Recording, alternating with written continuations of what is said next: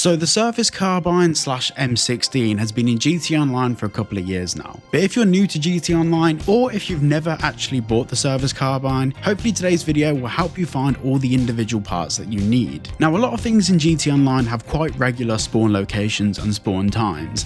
This is the only thing in GT Online that I found to be really finicky when it comes to the details. So there's 5 parts to the Service Carbine, and these can be found at 5 crime scenes across Los Santos and Blaine County. Now, the first thing you need to know is that these different crime scenes can spawn in any given session or any given time. But from my research and 5 days of trying to find all the individual parts, there are some specific criteria that make the spawn locations more likely. So firstly, being in a public session or an invite-only session is the best way to get these different locations to spawn. Closed sessions definitely get less results, and in some cases no results at all. The next thing is that being in the session for at least one game day, which is about 40 minutes, generates a higher likelihood of these different locations throughout the map spawning. It's also worth noting that I'm not sure if this is intentional on Rockstar's part, but something within the code of these events spawning means that the police have to be kind of activated. You need to get a wanted level and lose a wanted level at some point during that session. For me, I've never managed to get any of these events to spawn without getting a wanted level first. And reading online, a lot of people have had the exact same issue.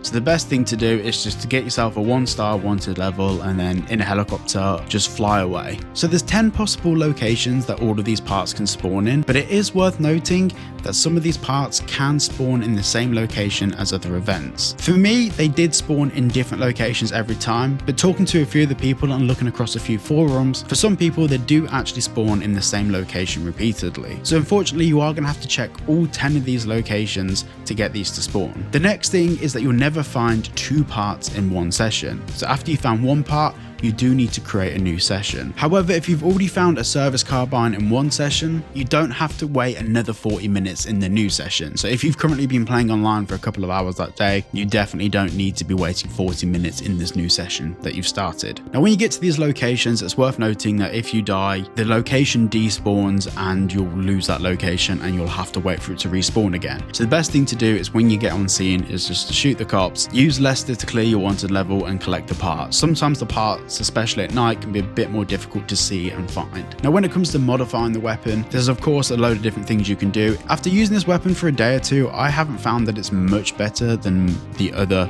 rifles in the game. Of course, it is worth noting it is a bigger weapon and it looks far more imposing, and personally I just think it's really cool. But to conclude this short and very brief guide, you can actually buy this gun for $340,000 in the game. It's entirely up to you if you want to spend that money. If you're new to GT Online, you may not have that sort of money in the game, so that's totally understandable. So to summarize everything we've just gone to, you need to be in a public or invite only session, you need to be in the session for one in-game day, you need to get a wanted level and lose a wanted level before the location spawn, and after you find one location, you need to create a new session and repeat. And some locations can have multiple parts. Thank you all so much for watching today's very short video.